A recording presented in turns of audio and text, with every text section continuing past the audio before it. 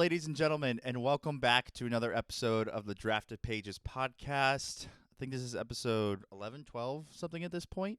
But yet again, have my wonderful sister here today, Lexi. What it be, what it do. All right. Yep. Interesting way to start this one off. You can see we're going to have a good time here today. Heck yeah, we are. So we're going to get a little serious, just a little bit serious.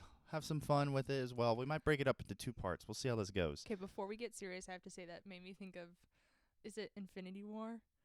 Yeah, when they're going to pick up Thor. It's like, okay, we'll put our mean faces on. Oh, yeah, when I was like, thinking Mantis I got to in the put my background. serious face on. Yeah. Okay. That was pointless. All right. Okay. Cool. Before we get into some hard-hitting questions, did think that everyone deserves to know, since I forgot to say last time. Oh, we both have, though. That's on both of us. Yeah. But Lexi is actually the one who created the intro sound and exit sound. It's true. Outro. The intro and outros are by Lexi. So she loves making music. We should have mentioned it during the last one because we talked all about music, but completely forgot. But yeah, you deserve the I'm little a shout humble out. folk, you know? Uh-huh. Mm-hmm. Yeah. What are you working on right now? Oh, this isn't serious. Yeah, well, before you gotta warm up the oven. I'm currently working on my Philly anthem at the moment. So it's all about getting the Phillies hyped for the World Series. Praying that they make it, so this isn't an unfruitful project. So, Yeah, Lexi is one of the biggest sports fans I am. in the world, especially for her teams, which are the same as mine. You know, the Cowboys, Phillies, and It's a tough life. it is. It's hard. It's a lot of failure. A lot. But you know, Lexi is fallen in love with the Phillies, especially the roster, Oh my goodness. and so she's making basically like a hype song, Yeah. It's pretty awesome. It should.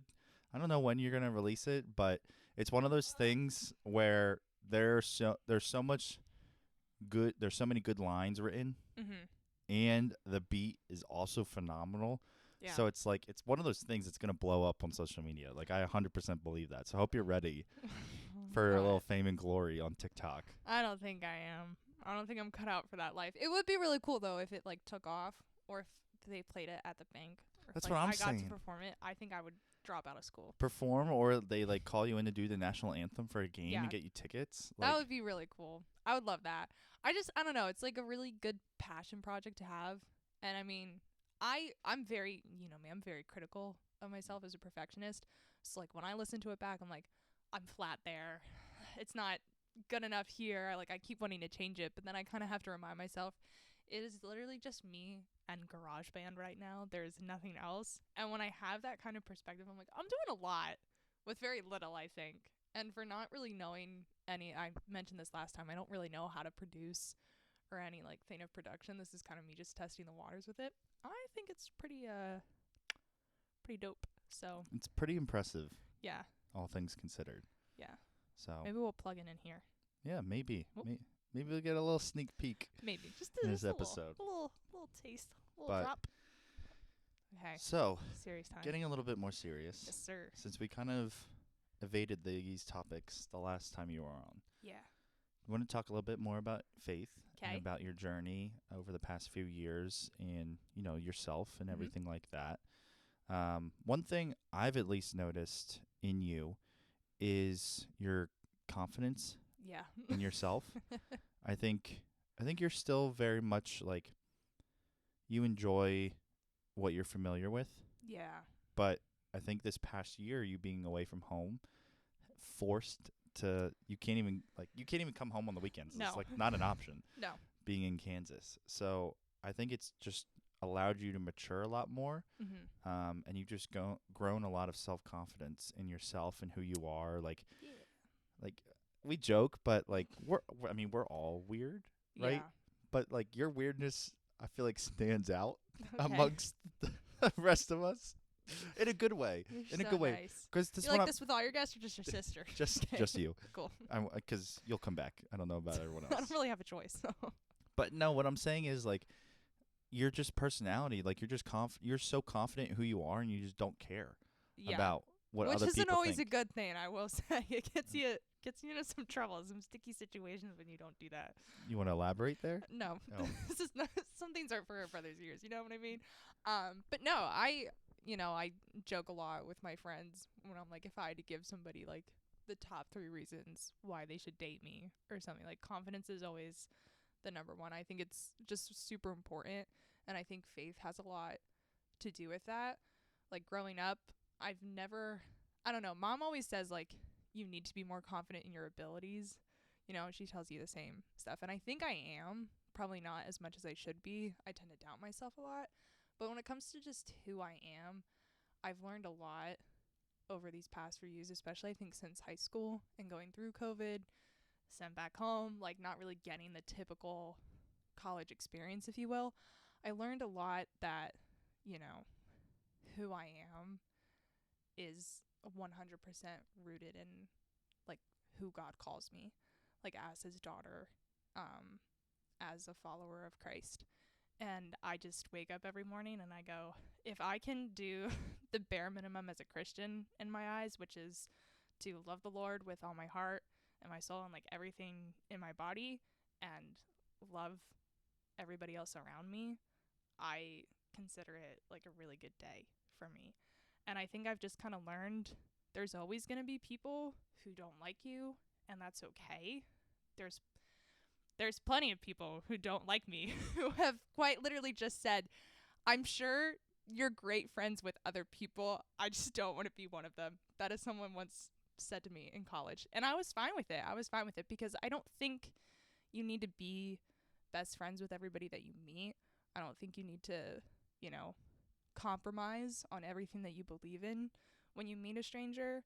I think there's room for disagreement, but I don't think that when you meet those types of people, you should begin to compromise on who you are just because you want their, affection or love or just friendship or whatever it is that you want.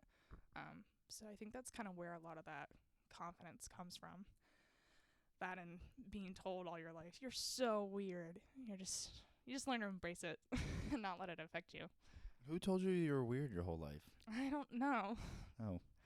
I don't know. Do we have a mirror for you to look at maybe? I don't know. Yeah, but I mean, it's a good weird. Like, yeah.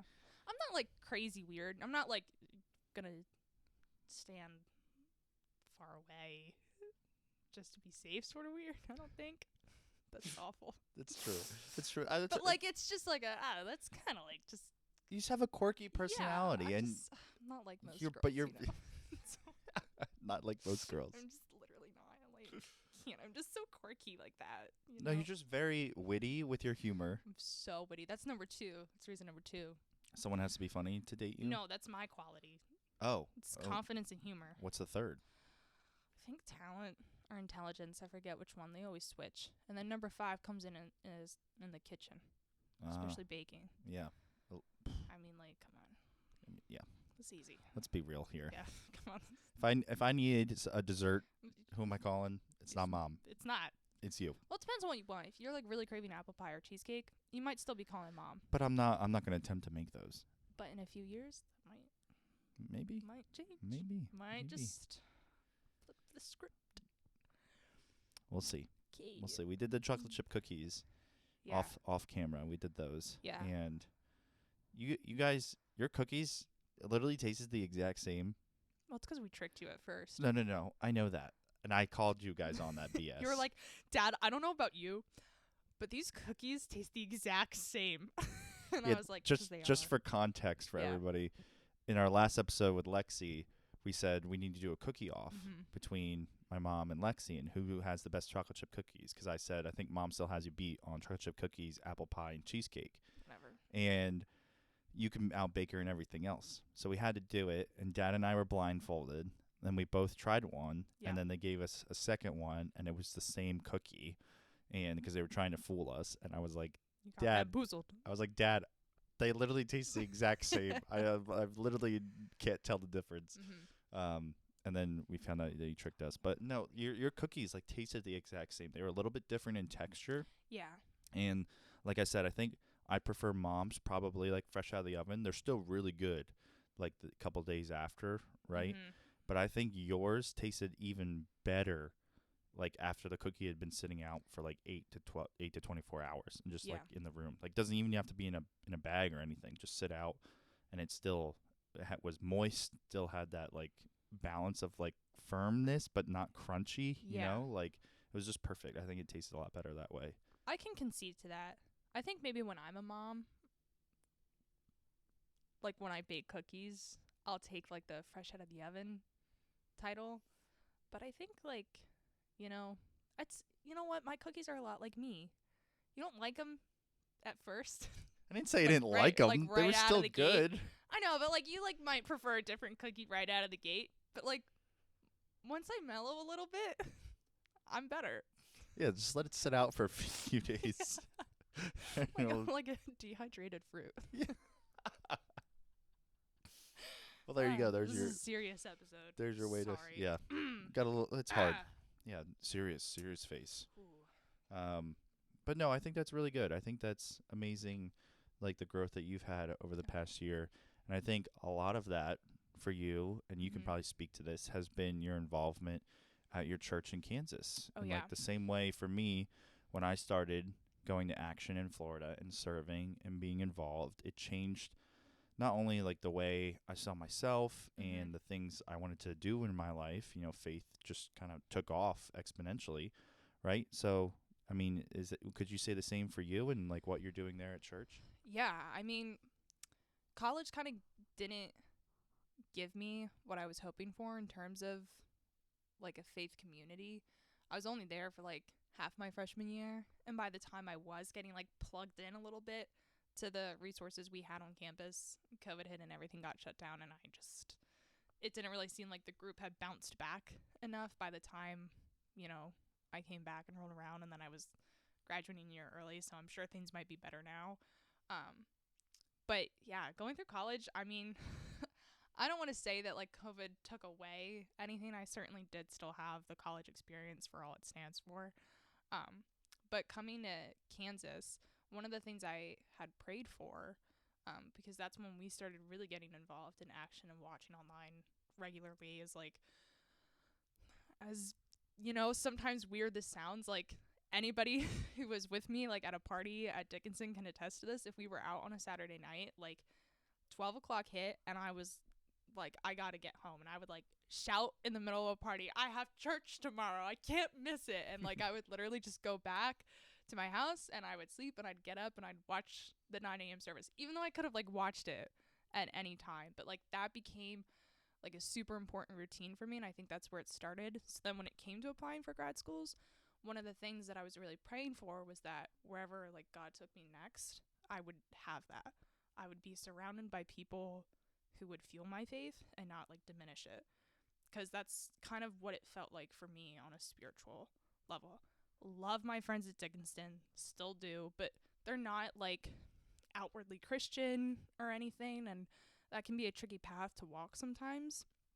And especially if you're not like super confident and rooted in who you are, I like thank God every day that I was, you know, in a place mentally going through that experience in college where I feel like I could have been a completely different person walking away from all that, but I wasn't. I felt like God really worked in my heart and kept me steady on that path, and I really do think, as silly as it sounds, forcing myself to go to that 9 a.m. church service on Sunday online, might I add, like just really kind of helped cement that fact. So coming to Kansas, getting plugged into a church was super important for me. I was like, I need like a physical community, like being in person at church. And I'm sure you feel the same way too. Like it just spiritually, like something happens. It's a game changer. Yeah. When you're surrounded, I mean, where two or more gathered, God is there. Exactly. But when there's hundreds or thousands of people together worshiping in the same building, you can literally feel the Holy Spirit sometimes. Like, you know, like I think Action did a service on this like once. Like, yeah, they had a whole Holy Spirit series. yeah, like the goosebumps down your neck or whatever. Yeah, that that's you get like a real chills from. thing. Yeah, it's not just, you know, you getting moved by something. Like that's the Holy Spirit in the room. So. And I'm so thankful, like, shout out Velocity Church. Like, that is like a little mini Action church. Like, I walked in and the first service I sat in was their popcorn and movies event, which, Action does the same thing. And I was like really nervous at first. I was lucky enough to attend the first service with mom and dad, but then they left in the second week. I was going by myself, and that's like a huge step for me. I got to learn to do things by myself. It's fine. I'm here for God and for me, nothing else. And if I don't like it, I keep church shopping or whatever. But by the second week, like, they had reached out to me and they were like, can we pray for you this week? Like, attend, essentials, do our church steps. And I went, I completed the thing, got involved on the kids team, got involved in our young professionals and young community group, and met a lot of really good people, met a lot of really great friends, still keep in touch with. I mean, it's also just a very humbling thing to say. I know one of the things I've also been like struggling with, and this, is like navigating friendships nowadays and like feeling lonely. But like looking back on this summer, I'm a terrible texter. I'm just awful. I always think like, oh, I gotta respond to that, and then like I'm grading work or I'm studying, or my mind just gets sidetracked in something I'm actually working on. But the people who have reached out to me most this summer are people I met at church within this past year, like more so than people I've known for like the past 7 years of my life. And I think it really just does speak volumes to like a lot of times when I think God hasn't answered prayers, like this is the visible like manifestation of him answering a prayer. Like I prayed over a year ago that I would be fueled by a community that was on fire for Christ, and the people that have contacted me the most like are the exact people that I was praying to have in my life. And having that reminder just even a little bit this summer also reminds me that God doesn't just like answer a prayer one and done. Like he continues to answer that. And I think when we take those steps of faith towards him, and like we attend those services, and even though church can sometimes feel like a chore, I think when we make ourselves do this, I've never once walked out of a church service and like felt worse. You know what I mean? I've felt worse on a day when I didn't go to church, and I probably should have. I've felt a lot of that guilt, a lot of that shame, and it causes a lot more to pray for. But if I just go on a Sunday morning and I dedicate that time to him, like I feel spiritually set for my week. And I don't know about you, but it doesn't happen every week, but more often than not, the message I hear on a Sunday, I'll like be able to apply one of the takeaways later in that week to something that happens in my life, and I'm like, yep, you and I, we're on the same wavelength there for sure. So I just monologued. You're welcome. No, this is the joy of it, right? Yeah. I want to hear your story. I can talk for days. Nobody wants to hear what I have to say. I want to hear. But no, I wanted to. You brought up something interesting in going to church and coming out of it and never feeling worse coming out of a service. Yeah. What would you say to somebody, and maybe you have friends like this, Mm-hmm. somebody who, believes there is a God but doesn't really go to church, might like pick and choose things out of the Bible that they practice or they believe or things like that? Because I don't know about you, I was guilty of that. I was one of those people. And now by literally going to church consistently and hearing the gospel has changed the way I go about my daily life. Like, for example, Saturday nights, I don't... Saturday nights are early, go to bed. I mean, especially now, right, when we're serving with kids. Oh, yeah. You can't be out late when you have kids to serve tomorrow morning. Absolutely It's already hard enough without going out. I get like one night a week where I can kind of stay up, and it's Friday, and I'm usually exhausted from getting up at 4 a.m. throughout the week. So, there are no more late nights anymore. But I digress. Going to church consistently and getting in the room, what would you say to somebody who might be like you, who might be alone and might be scared to like go to a church in person by themselves, or might not fully believe everything that people talk about when they talk about the gospel and God and things like that? Like, what would your advice be for them? My advice would be, this is kind of going to sound a little pessimistic, but it might not get easier to take those steps alone.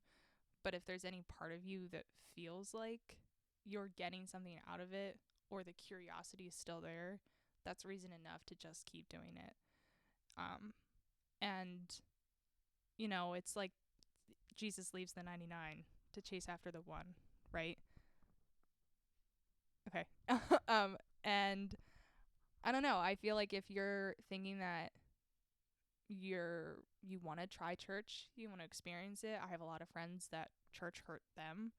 And that's like a whole nother topic to wrestle with. I think there's no harm in saying a prayer to God, you know, even if you've never prayed before, even if you think it's selfish and you don't know all the rules. I think even just praying something as small as, God, I hope I meet someone in church today that will offer to sit next to me, or someone sits next to me and introduces themselves. I think just giving it your all and knowing that you did your best, like even if you're the one who sits and goes, hi, like I'm new, like that's a really huge step. But if part of the fear is, you know, maybe I won't find a community there, you know, embrace it. If people are like, ew, you're new, like, you know, to me you're at the wrong place. You shouldn't you shouldn't be in that environment, right? But I hope more often than not the response is, oh my goodness, like how did you hear about us? Like what is your name? Like where do you go to school? What do you do? Like I do that at my church now.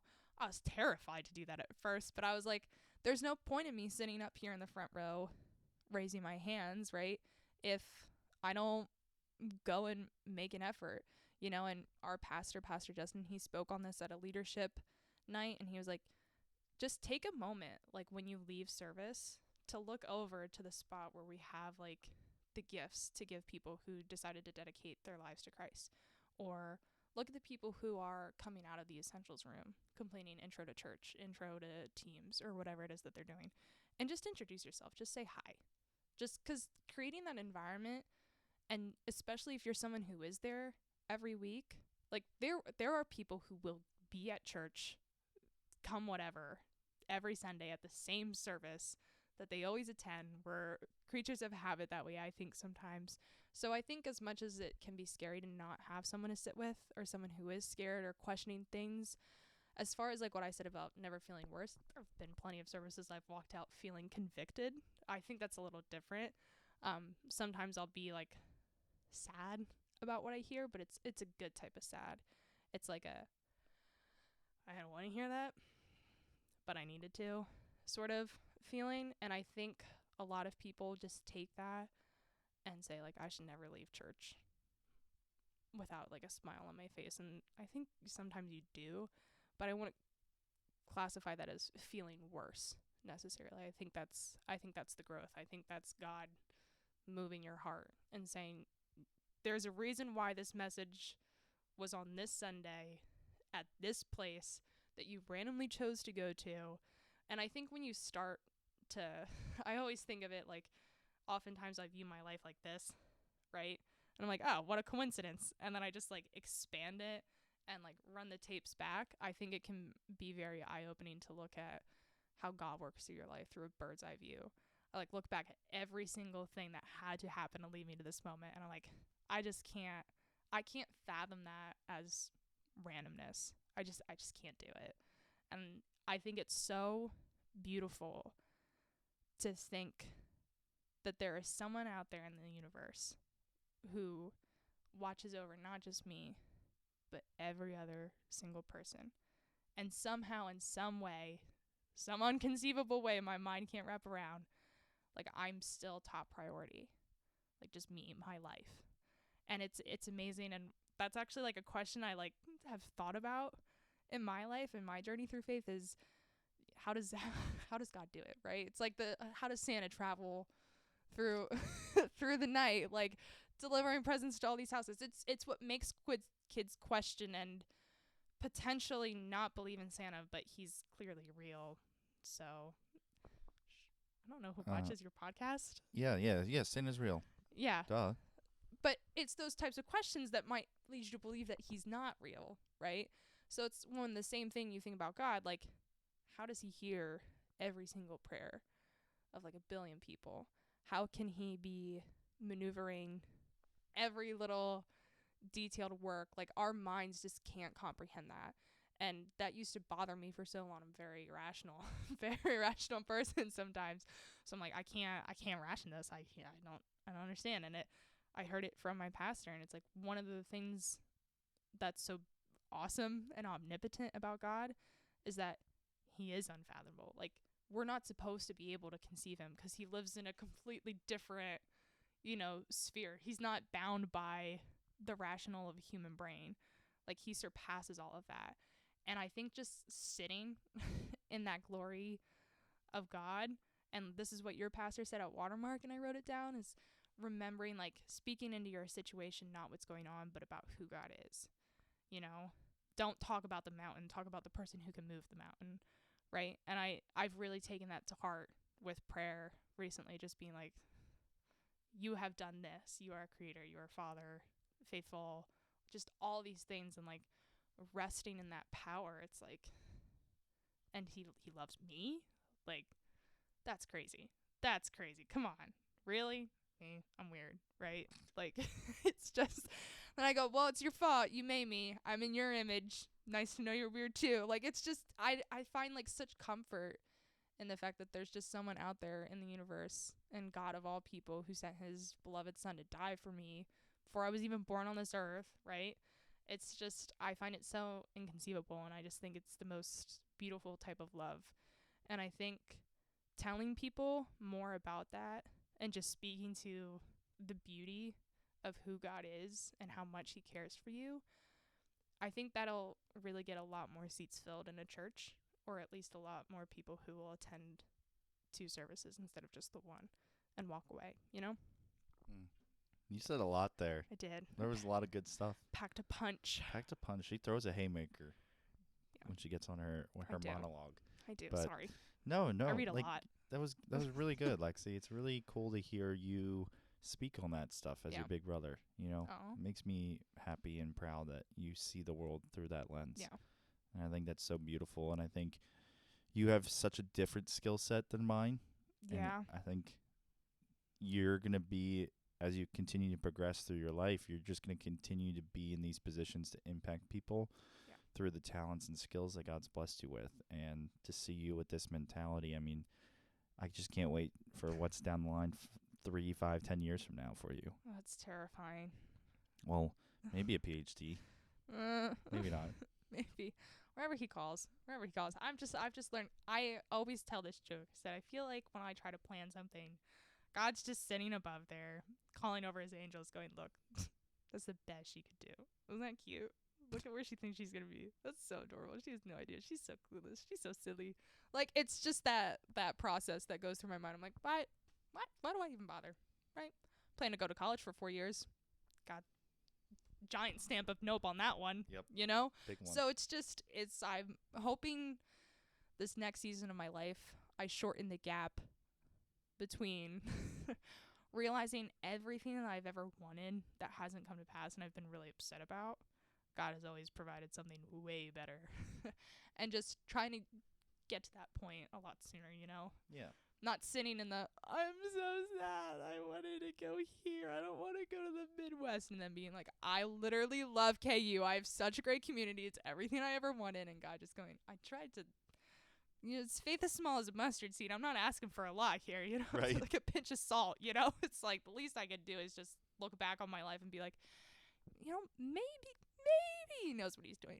Maybe I'm the one who does it. It's that pride thing again, though. We like to be in control. That part's hard. It's very hard to surrender control. So hard. Very Still hard. working on that one. Always. Always going to.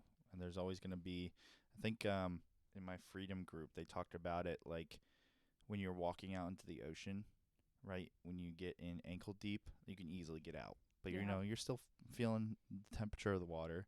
Right. And you go knee deep, and it's like, okay, now it's a little bit better, right? Like, still can get out, but, sure. You're getting out there. Then you go, like, shoulder deep, and you're like, this is terrifying. yeah, and, you're step away from being sucked out into the ocean here, like, but you're still holding on just a little bit more, toes are scraping the bottom, and then you fully commit where you can't reach the bottom anymore. I never do that in the ocean. Well, it's a metaphor. I get it. Alexandra. It's freaking me out, and I'm on ground. But you go out there, and then you're fully in control. Yeah. Or you fully have released control. Yeah. To the ocean, or in this case, God, right? And so it's kind of that back and forth, and sometimes certain parts of your life you're back and you're knee deep or you're waist deep. Yeah. You're not fully committed, and it's hard. It's hard. It's a Yeah. balance, but working towards having all aspects of your life being floating out there in the ocean. That's interesting that you brought up the ocean metaphor, because I also heard an ocean metaphor that's very similar. And What's yours? we were talking about like what happens when you get sucked out to sea. Like, what's the harder fight? And it's just so much easier on your body, on your mind, on your breath to just let the waves carry you back to shore than to fight your way through. And that's like how we should be viewing like God's unexpected plans in our life. It's just so much easier to work with the current than to try to swim against it. It's true. And I was like, Very wow, true. Christians love their ocean metaphors. They do. And they I love hate their the metaphors. ocean. So like, Yeah, I'm maybe terrified. let's not do that. Maybe let's do pools. Pools would be a better choice. Pools with no sharks. Yeah. No, like, goose poop. That's great. I'm wearing my Ocean City, New Jersey sweatshirt. So Yeah, well, that's very clean.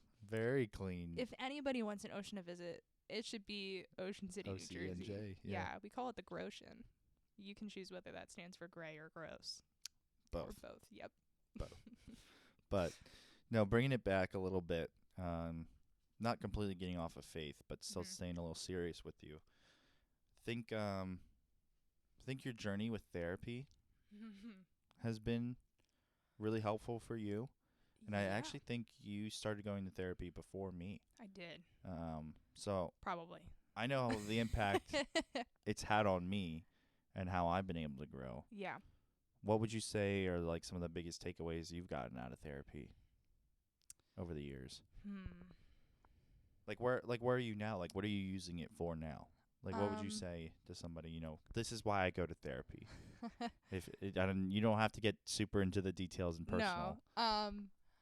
I go to therapy. Well, first off, my therapist, she's also Christian. I think that's really important, especially when faith plays such a big role in your life. I think you should always be surrounding yourself. There's nothing wrong with going to therapy.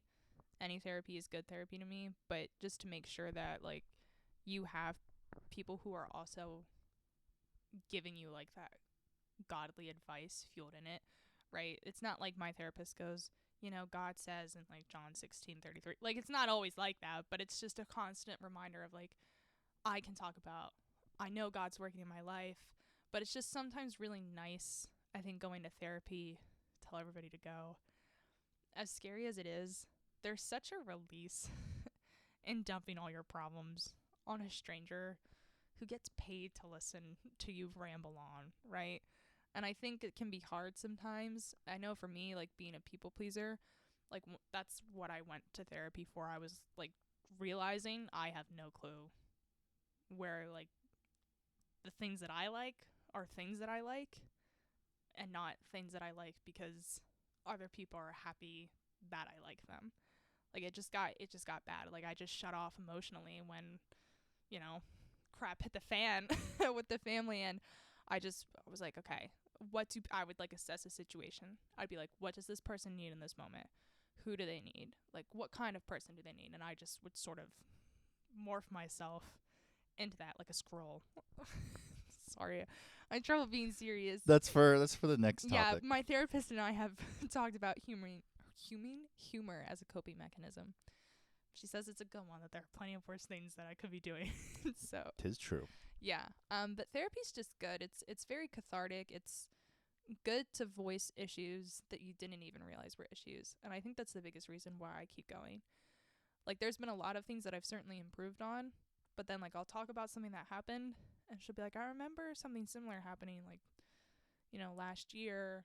And I'm like, wow, you're so right.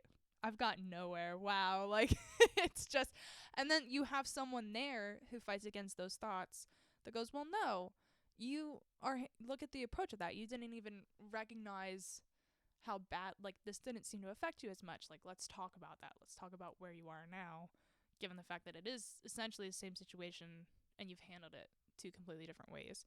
Having someone kind of keep that record of you, I think is super cool. I think it's super cool that a year from now, I still talk about situations in which I tend to people please, but my attitude is a lot less of, I almost botched it and they almost hated me and I almost ruined my entire life to I mean, like, I noticed it and I don't want to do it anymore. Like, that's huge. That's huge for me to like continuously fight against it. So I think it's just important that people go, because as much as you think the problem that you're facing is the problem that you're facing, your therapist will very quickly show you it's not. You got a lot we gotta talk about, and I don't get paid enough in these 50 minutes to talk about it all. So I think it's really good to just keep digging at roots of what bothers you. I think it only gives you more advice.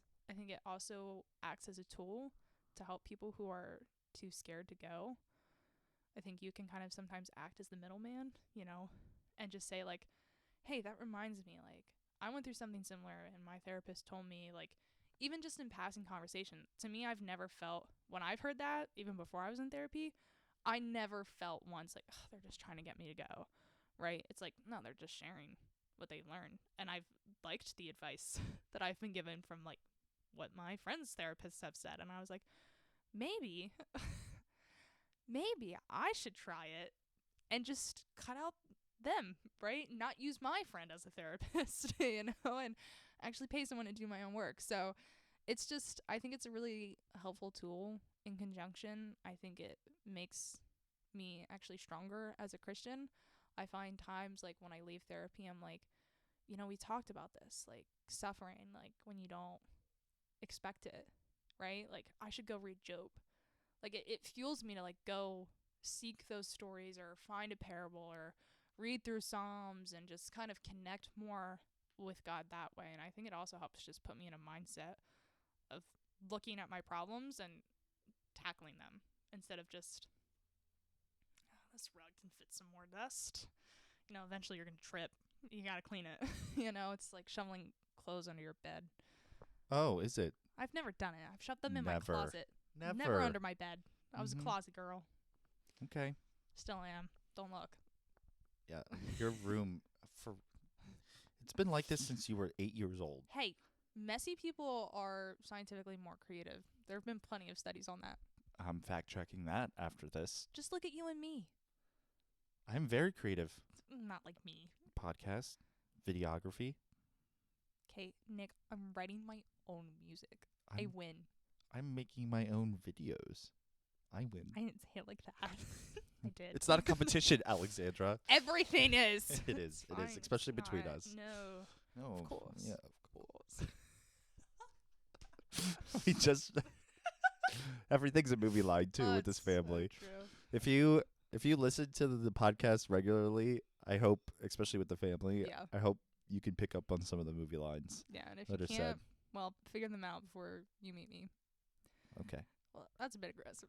A little bit, but I don't care. you know, as we begin to wrap this one up, I did have one more question for you. Shoot. As you are getting ready to go Mhm. back, last year of grad school, Ah. a lot ahead of you, a lot of uncertainty. Yeah. You've talked about, you know, just trusting God and handling that. I'll probably mess that up. It's a balance, I'm honest, right? You know. What is one thing that you're most looking forward to in this upcoming year, and one thing, you know, that kind of makes you nervous and you think you need to rely on God just a little bit more with? I think, well, besides the obvious of like seeing everybody again, I guess speaking on a more like personal level, I'm really excited for my thesis research. I'm nerd. Sorry. Okay. That's mean. Sorry. You're not. I am. I'm a little sorry. No, you're not. It's I okay. didn't think you would take it this seriously. I was trying to make a joke. It's also a TV show movie reference. Anyway, really, really pumped about my thesis research. I'm really passionate about it because also I found a way to infuse like classics and music.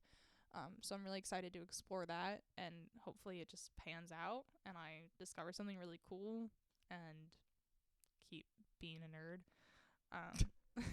And then something I'm nervous for is the whole PhD application process again. This is something I'm actually talking about in therapy tomorrow. I don't know why I plugged that as if they're gonna be there. Like, yeah, come check it out. But yeah, just kind of going through that process again. I only just applied like this time 2 years ago. So I'll still know a lot of the faculty. I'll still have to go through all those interviews, and it's essentially rejection therapy all over again. It's putting myself out there, and I think trusting in God. I think it's really easy to write it off. My previous experiences, I applied during like the most competitive year, or like I was really young. Now I have my master's. I'm more competitive. I'm more secure in like who I am as a researcher. And it's like, well, now if they reject me, I feel like it's a lot more personal than due to like circumstances. And I think that I can see it being really easy to eat away at me if things go south. So just continuing to pray that, you know, if it's meant to be, like, God will put me there. And if it's not, he's seeing something that I can't. And as frustrating as that is, and like as much as I might never know why it didn't work out that way, to just remember like the experience I just had fresh off the bat going to KU, like it's always better. God's plan is always better than mine, you know? So as much as I have built up what everything's going to look like, I have to remember that that was just in my mind, not in like the creator of the entire world's mind. So his plan always supersedes mine, but I think that's a lot easier to say than walk, obviously. So just continuing to pray about that whole situation. Yeah. Well, I think you have so much to look forward to. I mean, you're still so young. You're going to be 22 and already have your master's and bachelor's done when most people are just finishing their bachelor's. Overachiever. Right? Yeah. And especially nowadays, some people are even older I know. finishing up college with COVID Step up and your everything. game, folks. Don't. I like being special. Okay. Well, no, you'd be special too. Arrogance, Not as much. too. Yeah, just, you know. Just a little. But, no, you do have a lot to look forward to. Yeah. And like you said, I think so many times we, as humans, feel like this door is open, right? And this is the door we're meant to go through. And it's not until it gets slammed in our face, and then we're like So dejected and sad and depressed, and because we really wanted to walk through that one, right? But you know, we're supposed to turn around and go to another one or whatever it is, and then it's like along that journey, and you get through that next door, you're like, oh my gosh, like this is so much better than what I thought that other door was going to lead to, or like the journey to get there changed you so much, and you're a completely different person than you would have been going through that door A, right? Speaking of metaphors, that's another one with the door thing. Have you ever heard it? It's like the house is on fire. This is like a lot of times like how we view. Stop, drop, and roll. No, well, yes, always, and wait for sexy firemen to come save you. Anyway, it's like your house is on fire, and you're so focused on getting a door open that won't open, you don't even realize that the window next to you is clearly open. And that's a lot of times how God works. Like the door might be shut, but he's already opened the window literally right next to you, but you're so blinded because the door is what you always take. Well, the windows are always closed in Texas. So. Oh my God, here we go. I live in Texas. I'm Nick. I moved away from home. It's hot? I didn't live with mom and dad. All right.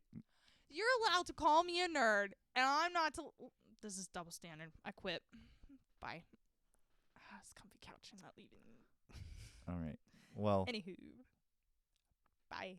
All right. Well, that'll kind of wrap up this first part. Yeah. We're going to go into a second segment here, but we wanted to split this up into 2 episodes instead of having a big, long one. So, I hope you enjoyed the first part, the seriousness. If you like listening to me and Lexi talk, feel free to check out the second part whenever that comes out. I don't know when, but it'll be goofy. It'll be funny.